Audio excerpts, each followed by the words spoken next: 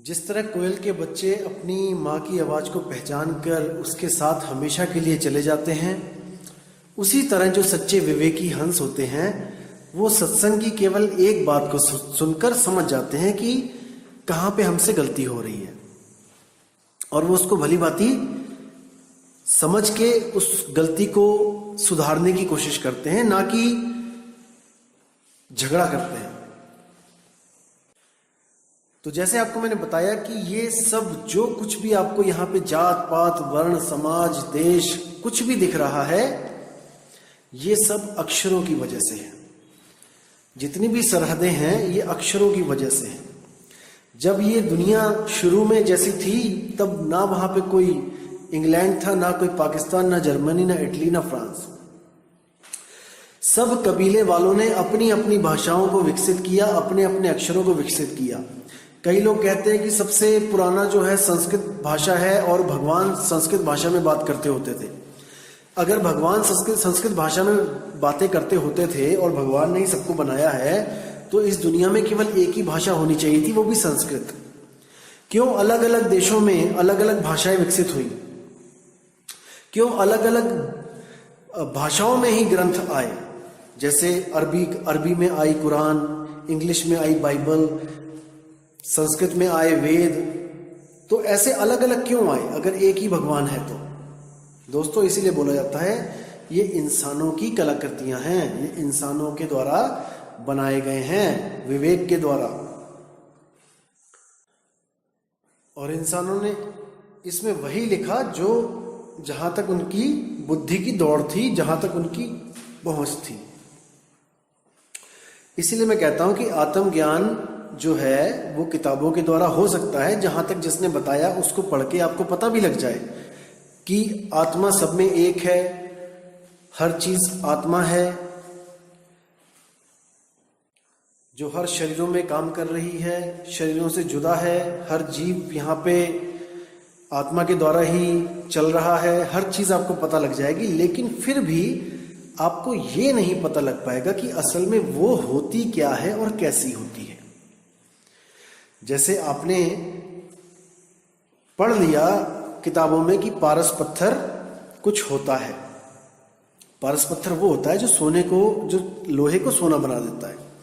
तो आपने पढ़ लिया कि पारस पत्थर होता है, और वहां पे छोटा सा टुकड़ा भी दिखा दिया जाएगा आपको पढ़ाई के साथ किताबों में कि हाँ ऐसा पारस पत्थर होता है। लेकिन दोस्तों, आप उसको पहचान नहीं सकते, आपको नहीं पता कि वो पारस पत्थर कैसा होता है।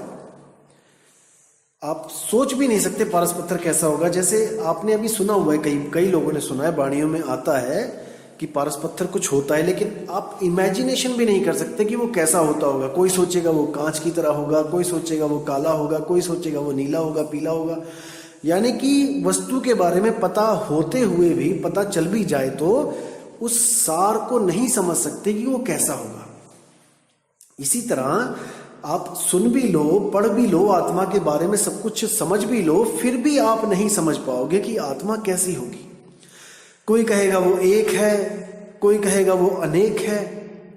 लेकिन कबीर साहब क्या कहते हैं? एक कहो तो हूं नहीं, और दो कहो तो गाली, और जैसा है तैसा कहूं, कहे कबीर विचारी। वो आत्मा जैसी है उसको वैसे ही महसूस अब जब करोगे आप, तभी आपको ये ज्ञान होगा कि वो आत्मा कैसी होती है। अदरवाइज बातों से आप उसके बारे में विश्लेषण कर ही नहीं सकते, आप बता ही नहीं सकते किसी को कि वो आत्मा कैसी होती है। उसको तो केवल प्राप्त किया जा सकता है अनुभव के द्वारा। जब आप उसकी अनुभूति करोगे तब आप भी बताने लायक नहीं रह जाओगे कि वो आत्मा कैसी होती है। तो दोस्तों, यही वो शब्दों का जाल है जो हम सबको एक दूसरे का बैरी बना देता है, अगर हम इसको गलत तरीके से यूज करें तो। और यही वो शब्दों में जो अच्छी बात है वो ये है कि हम जानवरों से अलग दिखाई देते हैं। केवल हम ही इंसानों में ये गुण है कि हम अपनी बात को अपनी आवाज के द्वारा हम समझा के किसी के भी सामने रख सकते हैं। लेकिन प्रॉब्लम तब आई जब हमने इन भाषाओं को, इन अक्षरों को भक्ति के साथ जोड़ दिया। दिक्कत यहां आई।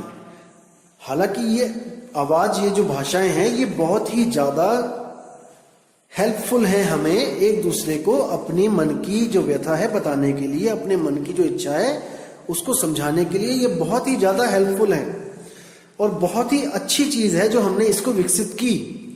लेकिन हमने इसको अपनी बर्बादी का भी कारण बना दिया है जब हमने इसको भक्ति के साथ जोड़ दिया है तब। जैसे कबीर साहब कहते हैं कि 33 अरब ज्ञान हम भाखा और मूल ज्ञान गुप्त कर राखा। उसका क्या मतलब है कि 33 अरब ज्ञान मैंने 52 अक्षरों में भाग दिया। इन 52 अक्षरों के द्वारा मैंने सब कुछ बता दिया, लेकिन मूल ज्ञान गुप्त कर रखा का मतलब है जो सार शब्द है, जो असली वस्तु है, मैंने उसका भेद नहीं बताया कि वो कहां पे है, कैसी है, क्योंकि वो बोलने में आता ही नहीं है, कैसे बताएंगे। उसके बारे में क्या है, वो भेद आपको एक गुरु के द्वारा मिलेगा, जो कबीर साहब ने चुन चुन के जो हंसों को नामदान दिया और गुरु प्रथा अपनी चलाने की जो इजाजत दी, हुक्म दिया, ताकि कौवों के घोंसलों में जो कोयल के बच्चे बैठे हैं वो अपने असली घर पहुंच सके, अपने निज घर पहुंच सके। एक छुड़ाए एक लखाए, कौवे का घर छुड़ाए और अपना असली निज घर लखाए। दोस्तों, आपको मैं बता दूं कि अगर ऊंची जात वालों को अगर कोई प्रॉब्लम है मेरी ऑडियो से, तो मैं आपको बताना चाहूंगा कि मैं भी राजपूत हूं जन्म से और सही बताऊं तो मैं भी यही सोचता हूं कि पता नहीं किसने हम सबको इन जात पात में उलझा दिया है। कई लोग मुझे कहते हैं कि तुम राजपूत हो और तुम ये जुलाहे कबीर को कैसे मानते हो भाई, गुरु मान लिया तुमने नीच जात वाले को। अरे कोई अच्छी जात वाला कोई होता उसको गुरु बनाते। तो दोस्तों, जब हम स्कूल में अपने बच्चों को डालते हैं, क्या हम प्रिंसिपल से कभी पूछते हैं कि इस स्कूल में किस किस जात वाले टीचर पढ़ाते हैं, कितने हिंदू पढ़ाते हैं, कितने मुसलमान पढ़ाते हैं, कितने नीच जात वाले पढ़ाते हैं? दोस्तों नहीं, हम केवल सर्टिफिकेट देखते हैं कि वहां पे जो बच्चों का रिजल्ट आता है उस स्कूल में वो कितने % आता है और उस स्कूल की मान्यता कितनी है, उस स्कूल की रेपुटेशन क्या है। हम कभी भी ये नहीं देखते कि वहां पे किस जात वाला टीचर पढ़ाता है, क्योंकि हमने उसकी जात से कुछ लेना देना ही नहीं है। इसीलिए कबीर साहब भी कहते हैं कि जात न पूछो गुरु की, पूछ लीजिए ज्ञान, मोल करो तलवार का, पड़ी रहने दो म्यान। ये सब म्यान है। गुरु गोरा है, गुरु काला है, गुरु सरदार है, गुरु पंडित है, गुरु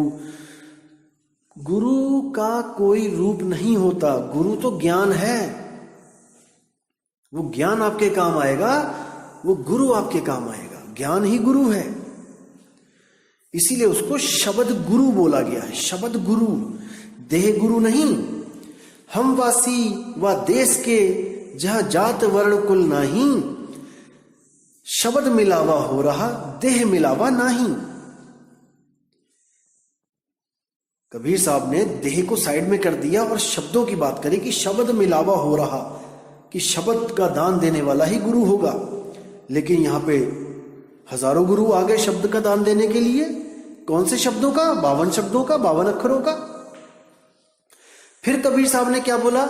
उनमें से भी छांटी करने के लिए पहले तो जो देह गुरु को मानते हैं, जो देह धारण करके आए हैं, जो कहते हैं देह ही गुरु है, ब्राह्मण का गुरु ब्राह्मण, जो देह को गुरु मान के बैठे हैं, पहले तो उनको साइड में करके कबीर साहब ने शब्द की महिमा गाई कि शब्द मिलावा हो रहा देह मिलावा नहीं। अब शब्द लेके भी आगे कोई एक लेके आया कि राम राम करके ही बात बन जाएगी, कोई 2 लेके आ गया कि ओम सोहम के साथ, कोई 3 लेके आ गया ओम सोहम सत्य कबीर, या और कोई ओम नमो भागवते वासुदेवाय, कोई 5 लेके आ गया ज्योत निरंजन ओंकार आरंकार सोहम सतनाम, कोई 7 लेके आ गया, कोई 10 लेके आ गया। तो कबीर साहब ने फिर इनको भी साइड करने के लिए एक बाणी और बोली, हम वासी व देश के जहां जात वर्ण कुल नहीं, सैन मिलावा हो रहा शब्द मिलावा नहीं। कि मैं जिस शब्द की बात कर रहा हूं भाई, वो सैन के द्वारा दिया जाता है, इशारे से दिया जाता है, क्योंकि मेरा शब्द कोई मंत्र नहीं है, कोई नाम नहीं है, वो वस्तु है। और वस्तु का लखाव इशारे के द्वारा ही किया जाता है। जैसे जमीन के नीचे पानी है और आप ढूंढ रहे हो पानी, तो गुरु आपको जमीन की तरफ इशारा करेगा कि जिसको तू ढूंढ रहा है वो जमीन के नीचे है, और उसको प्राप्त करने की विधि बताएगा और आपकी प्यास शांत हो जाएगी। तो इसी तरह जो सतगुरु होता है, सतगुरु सोई सतनाम बतावे, बाकी गुरु कोई काम न आवे। सतगुरु वो होता है जो सतनाम बताता है आपको कि सतनाम वस्तु कहां पड़ी है, वो सच्ची वस्तु कहां है। कौन सी सच्ची वस्तु, जिसको बाबा नानक कहते हैं एको सतनाम कर्ता पुरुष, यानी एक सतनाम ही कर्ता पुरुष है। निर्भव निर्वैर, वो निर्भय यानी किसी से डरती नहीं है, और निर्वैर किसी को मारती नहीं है। वो वस्तु निर्भव निर्वैर है। अजूनी, जो कभी जून में नहीं आती, जूनों से रहित, वो कभी किसी जून में नहीं आती। अजूनी सैभंग, सैभंग यानी जो स्वयं से प्रकट हुई है, जो स्वयं से जिसकी उत्पत्ति होती है, जिसको कोई बना नहीं सकता, जिसको कोई मिटा नहीं सकता, वो स्वयं भू है, वो स्वयं से होती है। उस वस्तु की बात हो रही है। अजूनी सैभंग, और कैसे मिलेगी? गुरु प्रसाद। गुरु जब नामदान रूपी प्रसाद आपको देगा, तब आपको उस वस्तु का लखाव होगा, और आप जितना भी अज्ञान है उसको छोड़कर उस वस्तु की तरफ एकाग्र हो जाएंगे। आपकी सुरती जो भटक रही है वो उस वस्तु पे एकाग्र हो जाएगी। सुरत फंसी संसार में, तासे पर गए दूर, सुरत बांध स्थिर करो, आठों पहर हुजूर।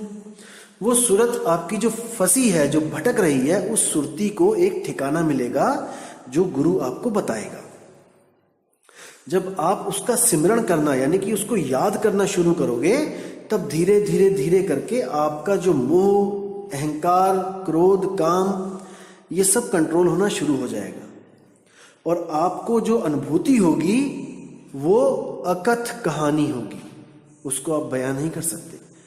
आपको कोई पूछेगा तो आप चाह के भी बता नहीं सकते।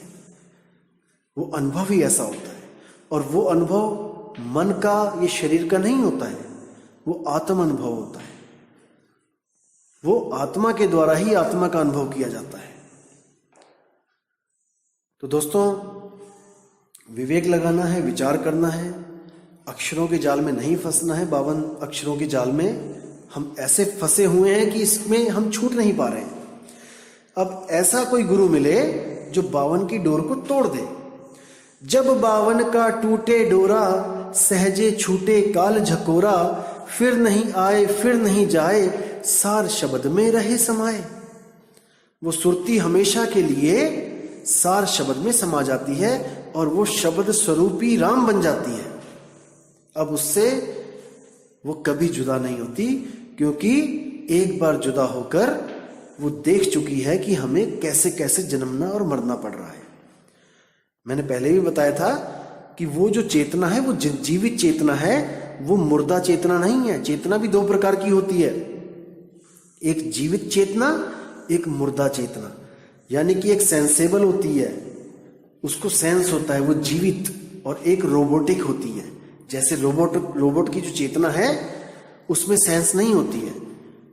रोबोट अनुभव नहीं कर सकता, प्रेम को अनुभव नहीं कर सकता, इमोशंस को अनुभव नहीं कर सकता। अगर रोबोट को आपने आदेश दे दिया कि सामने जो बंदे हैं उनको गोली मारनी है, तो वो चाहे आपके ही पापा क्यों ना हो, आपकी ही मम्मी क्यों ना हो, वो किसी की नहीं सुनेगा। वो उसको जो कमांड दिया गया है वो उस पे अटल रहेगा। लेकिन अगर वही बंदूक आपके हाथ में पकड़ा दी जाए तो आप दोस्तों नहीं चला पाओगे, क्योंकि आपके अंदर जीवित चेतना है, ना कि कोई इलेक्ट्रॉनिक चेतना है। जो लोग इलेक्ट्रॉनिक चेतना को और जीवित चेतना को एक समझने लगे हैं वो बहुत बड़ी भूल में है दोस्तों। इसकी यही खासियत है सुरती की कि ये मृत चीजों को भी जीवित कर देती है। यानी कि ये जो शरीर आप लेके घूम रहे हो, जो मेरे पास जो शरीर है, ये केवल चेतना की वजह से, उस सुरती की वजह से ये जीवित दिखाई देता है। असल में ये मरा हुआ है, मुर्दा है। जैसे आप एक कार चलाओ और कार के शीशे काले हो, आप दिखाई ना दे रहे हो, तो दोस्तों सबको यही लगेगा कि कार जीवित है और कार चल रही है, बहुत तेज चल रही है, इसमें जान है। लेकिन दोस्तों आप हो तभी जान है, आप नहीं होगे तो उसमें जान नहीं होगी। इसी तरह हमारा शरीर चल रहा है क्योंकि जीव है, सुरती है।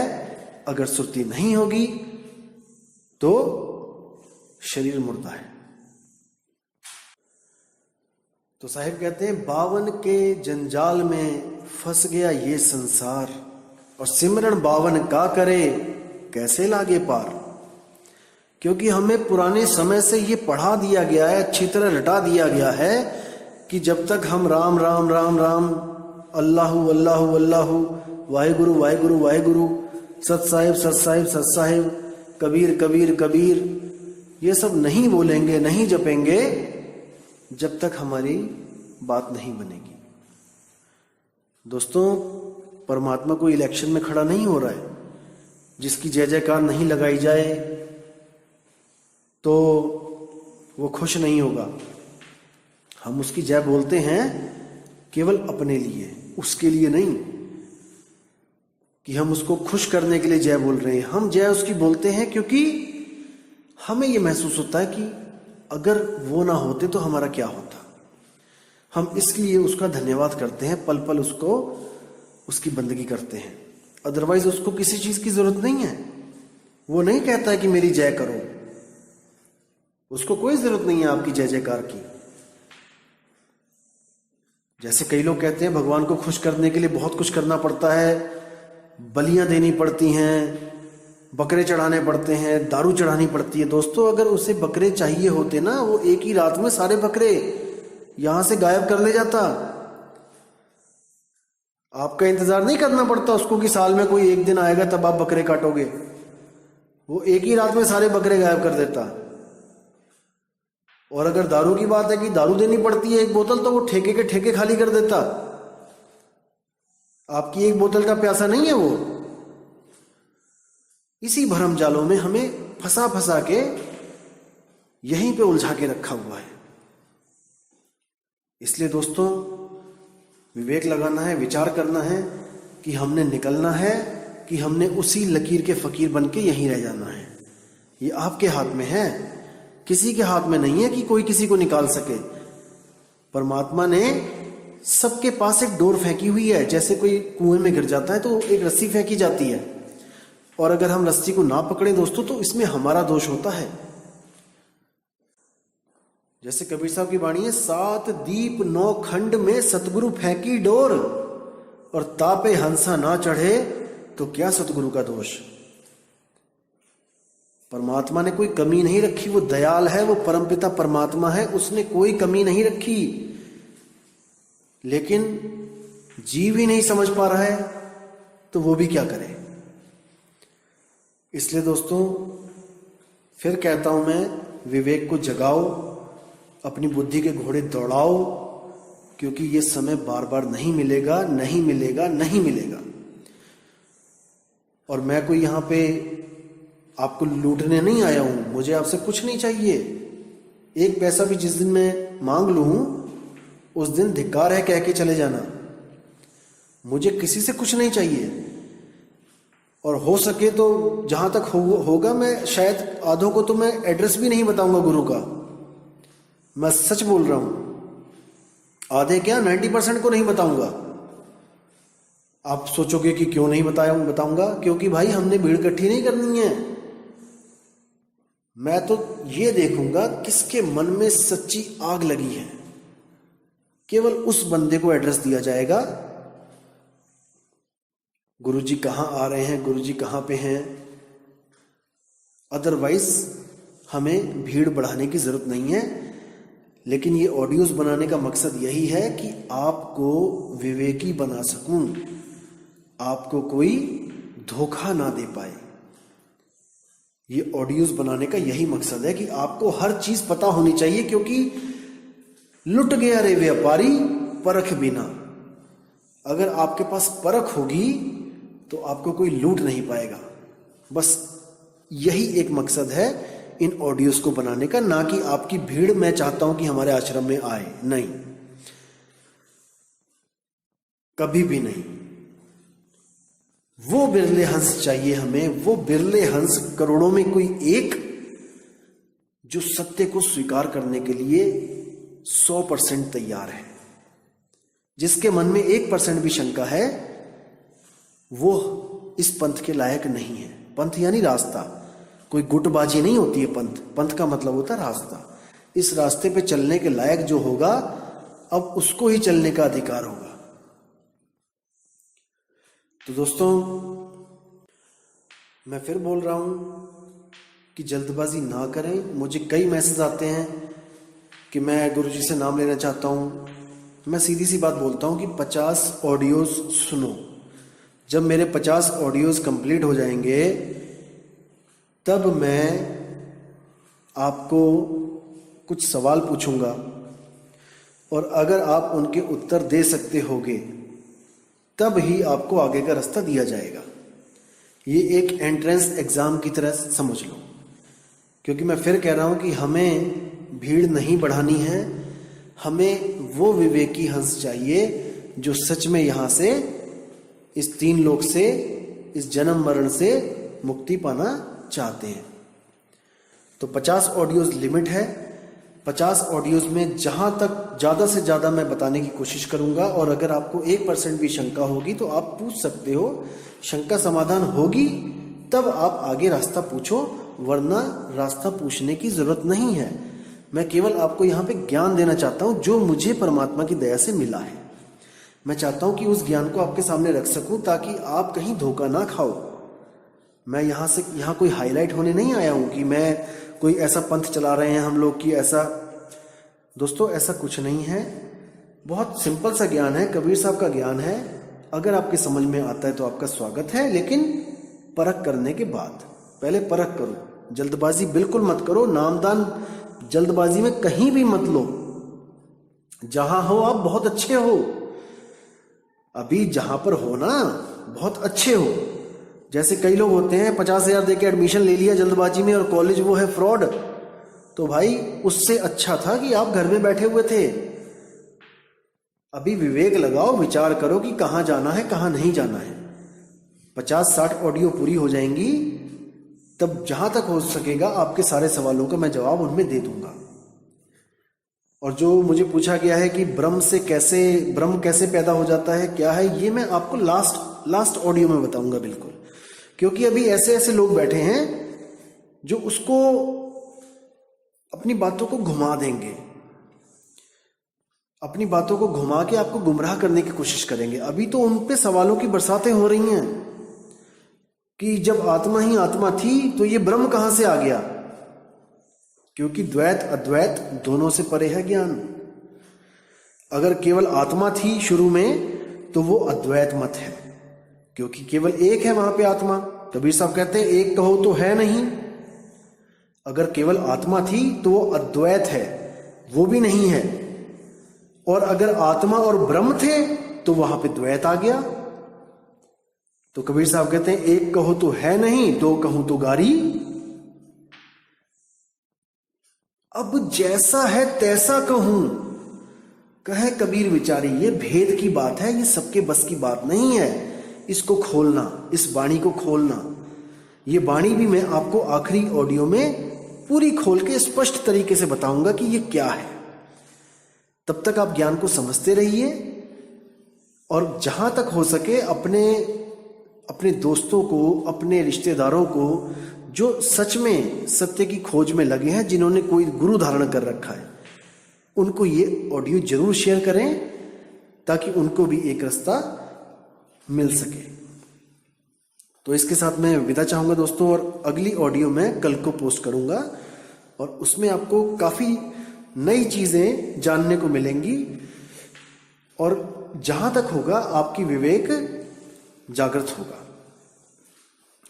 तो अब आपसे विदा चाहूंगा।